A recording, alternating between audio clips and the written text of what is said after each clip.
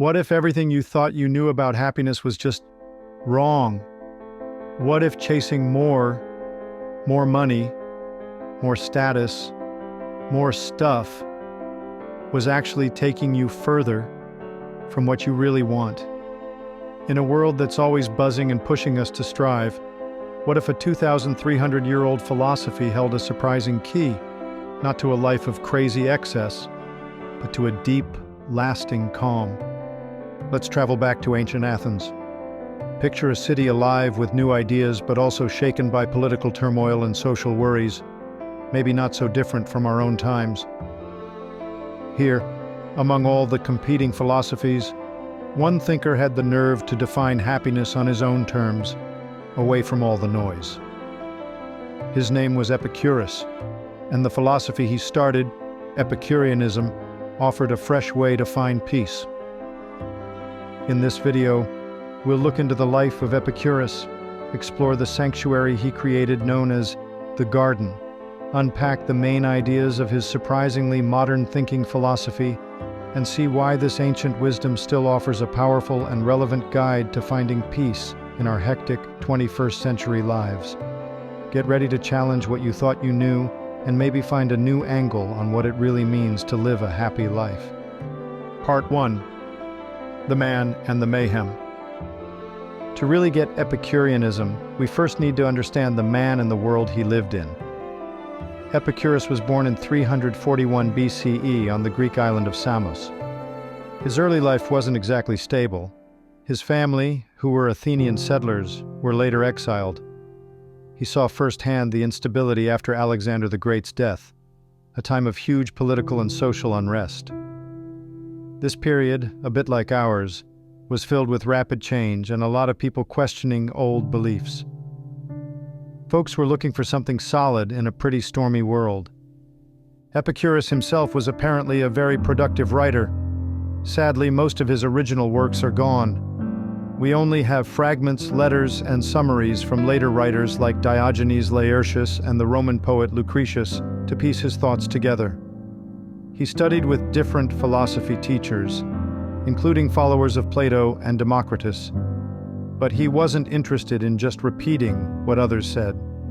He wanted to find a practical philosophy, something that could actually ease human suffering and lead to a good life. He grew pretty tired of theories that didn't give real answers to the big question: how do we live well? Around 35 years old, after teaching in other cities, Epicurus came back to Athens in 306 BCE, the philosophical hub of the ancient world. But he didn't set up shop in the busy public spots like the Academy or the Lyceum. Instead, he bought a property with a garden just outside the city walls. This wasn't just a random choice. It was making a point. Part 2. The Garden, a radical sanctuary. This place, known simply as the Garden, Okepos in Greek, became the heart of Epicurean philosophy. It wasn't some grand building, but a modest house with a peaceful green space. More than that, it wasn't just a school. It was a community, a refuge from the chaos of the outside world. What made the garden so radical for its time was how inclusive it was. Epicurus welcomed everyone, no matter their social status. Women and even slaves were invited to join this philosophical community, which was a huge contrast to most other philosophy schools back then. This was revolutionary. It highlighted a core Epicurean idea. The path to happiness is open to anyone willing to genuinely seek it. Life in the garden was intentionally simple. They grew their own food and their diet was pretty basic. Water was the usual drink, with a little bit of wine allowed each day, and barley bread was a staple. This wasn't about depriving themselves for the sake of it, but about showing that real pleasure doesn't depend on fancy things. The focus was on good conversation, friendship, and pursuing wisdom and calm together. The garden itself became a powerful symbol of the Epicurean way of life. A deliberate step back from the worries of politics and public life, which Epicurus saw as major sources of stress, to cultivate inner peace. It was a haven where philosophy wasn't just talked about, but lived. Part 3. Unveiling Epicurean wisdom. So what were these groundbreaking ideas they discussed and practiced in the quiet of the garden?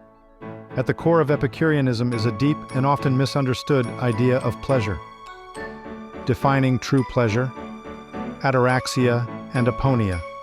When people hear Epicureanism, many immediately think of hedonism, just chasing after sensual delights, lavish feasts, and non-stop partying. This is probably one of the biggest myths about the philosophy. Epicurus did say that pleasure is the highest good, the main goal of life. However, his idea of pleasure was miles away from that caricature. For Epicurus, the greatest pleasure wasn't about chasing quick, intense thrills. Instead, it was about reaching a state of ataraxia, a deep inner calm, a freedom from mental stress, anxiety, and fear. And connected to that, aponia, the absence of physical pain and discomfort. So true pleasure was a state of peaceful contentment, a calm balance of mind and body. Those fleeting, active joys weren't the aim, but rather the steady, lasting pleasures, the ongoing state of being untroubled. The nature of desires. To reach this state of calm, Epicurus taught that it's crucial to understand and manage our desires. He famously sorted desires into 3 types. 1. Natural and necessary desires. These are the basics for survival and well-being. Things like food, water, shelter, and feeling safe. These are easy to satisfy and bring contentment. 2. Natural but unnecessary desires. These are desires that, while natural, aren't essential for happiness or survival. Think of gourmet foods, expensive gadgets, or huge houses. They might offer a quick burst of pleasure, but chasing them often leads to anxiety, frustration, and a never-ending cycle of wanting more. Epicurus said these aren't bad in themselves, but we shouldn't become dependent on them. 3. Vain and empty desires. These desires aren't natural or necessary, and are often pushed on us by society and false beliefs. Examples include the craving for fame, enormous wealth, political power, or immortality. These desires can never truly be satisfied and, according to Epicurus, are a main cause of human misery. By focusing on satisfying the natural and necessary desires, and by carefully managing or even ditching the natural but unnecessary and the vain ones, you could seriously cut down on suffering and build up that ataraxia. Key pillars for a tranquil life. Besides managing desires, Epicureanism stressed a few other key things. Friendship, philia. Epicurus put huge importance on friendship. He thought it was one of the best ways to have a happy and secure life. The garden itself was proof of this, a community of friends supporting each other. Friends offer security, joy, and a buffer against the world's anxieties. Simple living. As shown by life in the garden, Epicureans were all for a simple life. This wasn't about being harshly ascetic, but about realizing that the simplest things often bring the most lasting pleasure and that relying on luxury makes you vulnerable. A rational understanding of the gods. Epicurus believed gods existed, but they were perfect, happy beings, completely uninterested in human affairs. They didn't meddle in the world or punish or reward people. So, fearing divine punishment was irrational and a major source of anxiety. That reason could clear up. Death is nothing to us. This is maybe one of Epicurus's most famous and radical teachings. He argued that fearing death is totally pointless. His reasoning was pretty straightforward. When we are, death is not come, and when death is come, we are not. In other words, death is just the end of sensation and consciousness. We won't experience it. So, to fear it is to worry about something we'll never actually encounter. This idea aimed to free people from one of the most common human fears. Prudence and virtue. Epicurus saw virtues like good sense, justice, and honesty not as goals in themselves, but as essential tools for living a pleasant and peaceful life. Acting justly and wisely helps us avoid pain and trouble. Metaphysics and epistemology. Supporting these ethical teachings was a materialist view of the world. Epicurus adopted atomism, the theory that everything in the universe is made of tiny, indivisible particles called atoms moving in empty space. He even introduced the idea of an atomic swerve, Kleinemann, to allow for free will in a system that might otherwise seem determined. He believed knowledge came mainly through our senses. What we can see, hear, and touch is how we understand reality. This practical approach kept his philosophy grounded in the observable world, avoiding abstract, hard-to-prove claims that he felt often just led to more confusion. Part 4. Epicureanism Today: A Path to Modern Serenity. More than 2,000 years later, in a world flooded with information, driven by consumerism, and full of anxieties from economic worries to social media pressure, Epicurus's teachings still sound surprisingly clear and relevant. Think about our modern chase for happiness. We're constantly told that happiness is in the next purchase, the next promotion, the next like. This lines up perfectly with what Epicurus called vain and empty desires, a relentless chase that often leaves us feeling emptier and more anxious. Epicureanism offers a strong alternative, a call to simplify, to figure out what we truly need versus what we're told we want. It encourages us to find joy in simple pleasures: a good conversation, a walk outside, a meal shared with friends, things that are easy to find and don't come with a side of stress and debt. The Epicurean focus on friendship as a key to a happy life is more vital than ever, especially when loneliness is sometimes called an epidemic.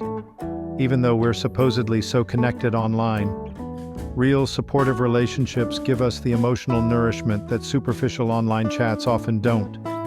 Building these bonds is an active Epicurean practice. His advice on handling fear, especially the fear of things outside our control and the fear of death, is also incredibly valuable. How much of our modern anxiety comes from worrying about what might happen or dwelling on our own mortality? Epicurus's rational approach, encouraging us to focus on the present and understand that death isn't something to dread, can be profoundly freeing. Moreover, that core idea of Ataraxia, that calm, untroubled state of mind, is basically what many people today are looking for through mindfulness, meditation, and wellness practices.